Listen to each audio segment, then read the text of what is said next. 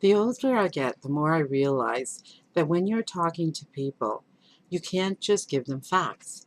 You can't just present the evidence and expect that's going to sway them. Because a lot of people don't live their lives on facts. They listen more to their heart than they listen to their minds. So, what you actually have to do is to prepare your argument within an emotional recognition of their reality. So, I mean, present the facts, but put them into an emotional way that they can relate to, that they can feel the truth of them. I mean, it's really, really alarmed me that a lot of people these days are not interested in education, and they actually mistrust education. And I've seen this both in North America as well as my native Pakistan.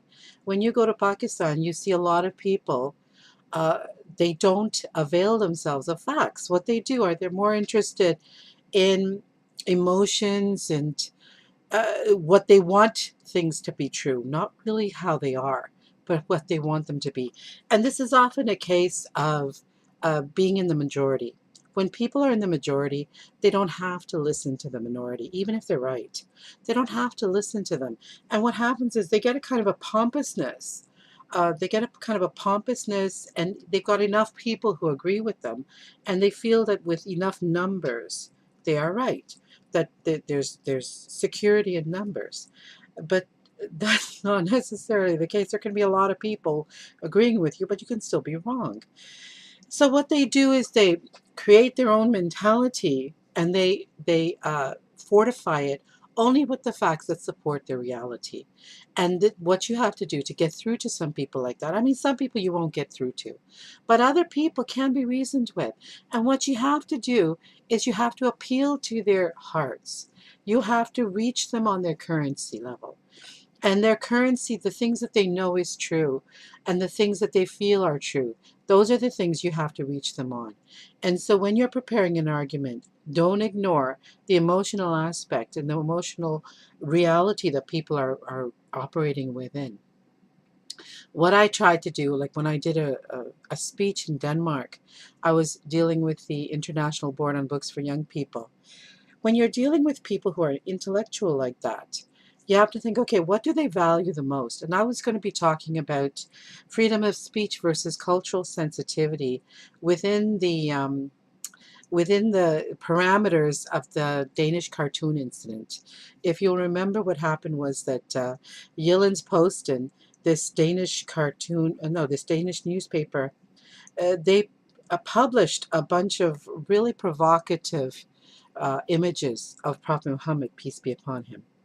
And this created outrage all over the world. And I didn't go to any demonstrations. I didn't bother doing any of that. But here I had an opportunity to go to Denmark and talk from a Muslim perspective about about the whole issue. This whole issue about uh, uh, the freedom of speech, which is a really good value that the West has, and it's really beneficial to this pursuit of knowledge.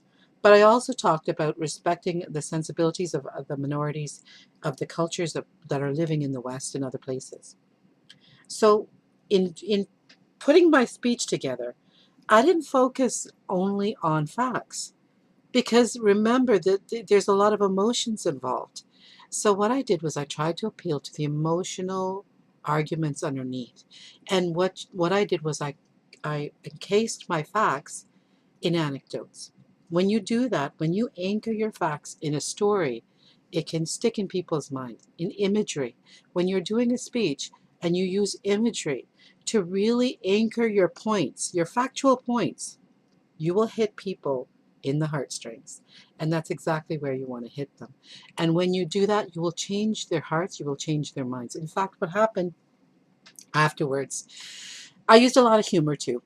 You can read the speech on my website. It's under articles.